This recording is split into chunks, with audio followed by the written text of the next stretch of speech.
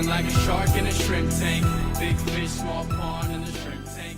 Hey everybody, welcome to the post-show wrap-up of the Shrimp Tank. I'm your co-host Ted Jenkins, sitting here with my co-host, well actually standing here, we're not sitting, with my co-host Lee Heisman, of course our guest today, Gregory Johnson. He's the CEO of Sapient Global Solutions. This is a company that you may need to help you drive your top-line revenue and increase your bottom-line profits and all sorts of decision-making along the way. As always, go to shrimptankpodcast.com. You can get a replay of all of our broadcasts. Plus, if you go to our YouTube channel, simply click the button subscribe. You can see all of the great videos of our entrepreneurs across America. Amazing stuff that they have. And go to Spotify, Apple Podcasts, Google Play, Stitcher, SoundCloud, iHeartRadio, or anywhere to listen to these podcasts in your car. You'll become smarter. Well, I'll tell you this much, Ted. Becoming smarter is just spending time with Greg. That's right. That's right. I do recommend going back and listening to the podcast in its entirety because I learned a heck of a lot. I made a ton of notes, Greg, and I learned a ton.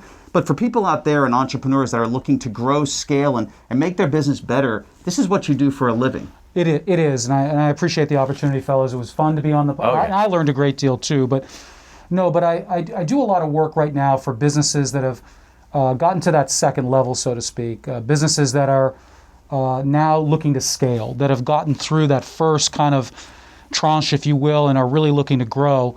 And so really what I'm able to do is to be able to come in, help people evaluate their business, evaluate their teams, create the leadership development culture and structure that allows you to support the weight of scale, and then collaborate with the executive team on how to inform the strategy.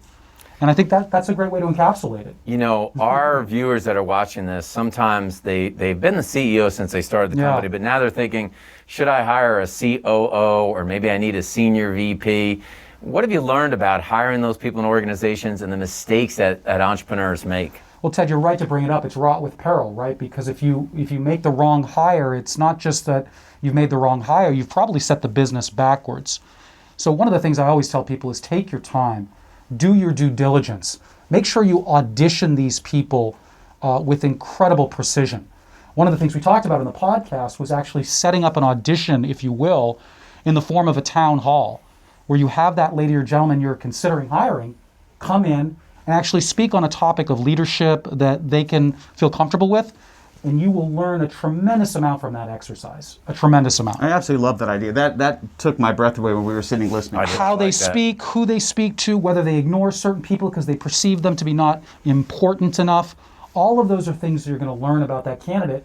You won't typically uncover, in an interview. That's amazing. I like that town hall. Yeah, that's one way for sure. And Ted, how they speak, the word tranche, Greg's already used today, wrought with peril. Yeah. I mean, I just can't use these kind of words. You and I lost the New Jersey spelling bee on both those words. That's exactly right. I can't spell, I can speak, I can't spell. So Greg, we are still wearing masks, of course, but it just feels like here in 2021 we are coming on the other side of the pandemic.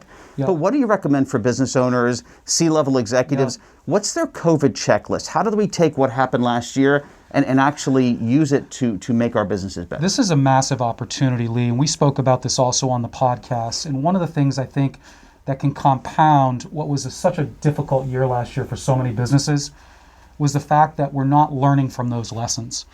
I don't see enough businesses, certainly the ones that I'm working with presently, the ones that I'm familiar with, actually going back and looking at what they did and how they did it, and taking a very academic and pragmatic approach to going back and seeing, were we ahead, were we behind?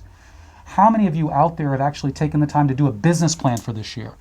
How many of you have actually put together a business continuity plan based on what you learned from having to respond without one probably last year? So it's an amazing opportunity for you to go back and do that, number one. And then also, what did you learn about your team? Have you taken the time to actually learn about your team? Maybe you realized instead of hiring outside, Ted, you may have seen somebody respond in COVID that has something more to contribute. So there's so many learnings. In fact, this is a major place where I've been counseling folks that I'm working with on how to prepare for the year behind. I don't think we're done with these kind of pandemics. Right. I think there's going to be more of this disruption in the future.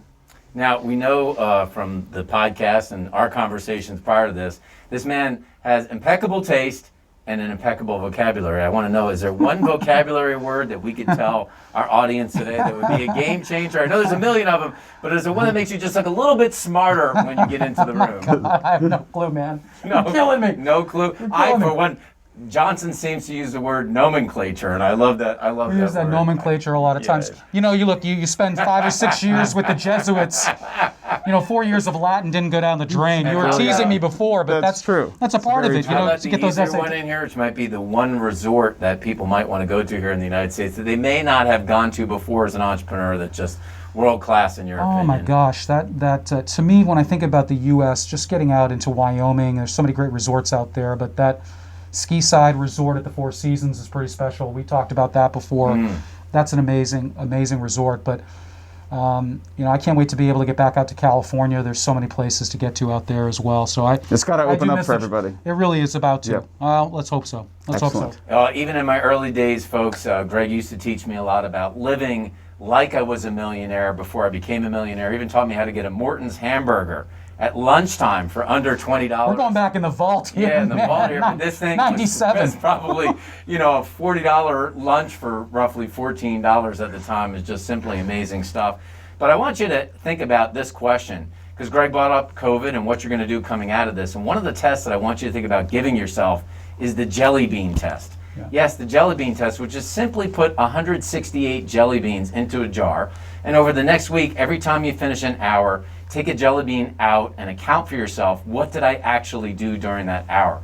Because one thing is true, we all have the same 168 hours in a week, and you can learn different skills, you can get different degrees, but it's all about how you manage your time. So try that jelly bean test. That might snap you out of COVID here and take you into the rest of 2021. And this has been your post-show wrap-up of the Shrimp Tank. I've been feeling like a shark in a shrimp tank. Big fish, small pond in the shrimp